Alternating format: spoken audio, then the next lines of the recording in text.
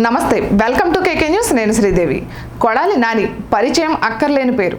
2004 నుంచి వరుసగా 4 సార్లు గుడివాడ నుంచి ఎమ్మెల్యేగా ఎన్నికయ్యారు. ఈ ఎన్నికలతో కలిసి 5వసారి పోటీ చేశారు. ప్రతిపక్షంలో ఉన్న అధికార పక్షంలో ఉన్న ఆయన స్టైలే వేరు. ప్రత్యర్థులపై విరుచుకు పడుతుంటారు, అనుచిత వ్యాఖ్యలు చేస్తుంటారు. గత 5 సంవత్సరాలుగా చంద్రబాబుతో పాటు లోకేష్పై ఏ స్థాయిలో వ్యాఖ్యలు చేయాలో అంతలా చేశారు. అధినేత జగన్పై ఈగ వాలనివ్వలేదు.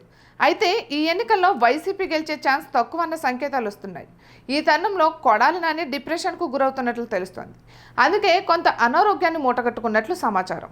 పోలింగ్ తర్వాత కుటుంబ సభ్యులతో కలిసి కొడాలి నాని హైదరాబాద్ వెళ్ళిపోయారు.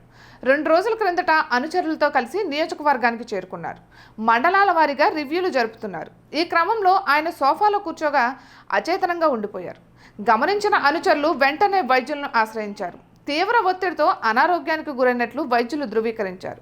ఆయనకు విశ్రాంతి అవసరమని సూచించారు. హైదరాబాద్ నుంచి హుటాహుట్టిన కుటుంబ సభ్యులు గుడివాడ చేరుకున్నారు. హైదరాబాద్ హాస్పిటల్లో చేర్పించేందుకు ఏర్పాట్లు చేసుకున్నట్లు సమాచారం. ఇక రాజకీయాల్లో ఉంటే తీవ్ర ఒత్తిడికి గురికావడం సహజం.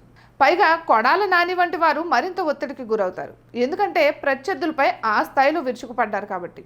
ఇప్పుడు ఏమైనా ఫలితాల్లో తేడా కొడితే దాని పర్యవసానాలు అనుభవించాల్సి ఉంటుంది.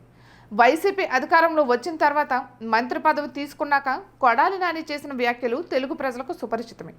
అతన్ని అభిమానించే వైసీపీ శ్రేణులకు ఆ వ్యాఖ్యలు ఫ్యాషన్గా అనిపించాయి. అటువంటి వ్యాఖ్యలకు ఫిదా అయిన అభిమానులు ఉన్నారు. కానీ రాజకీయాల్లో ఎత్తుపల్లాలుంటాయి. గెలుపు ఓటములు తమ స్థానాలను నిర్దేశిస్తాయి. అయితే పోలింగ్ సర్లు తెలుసుకునే క్రమంలో కొడాలి నాని అస్వస్థతకు గురి కావడం మాత్రం ఆందోళనను కలిగిస్తోంది. ఇక ఇటువంటి మరెన్నో వీడియోస్ కోసం కేకే న్యూస్ తెలుగు ఛానల్ని సబ్స్క్రైబ్ చేసుకోండి.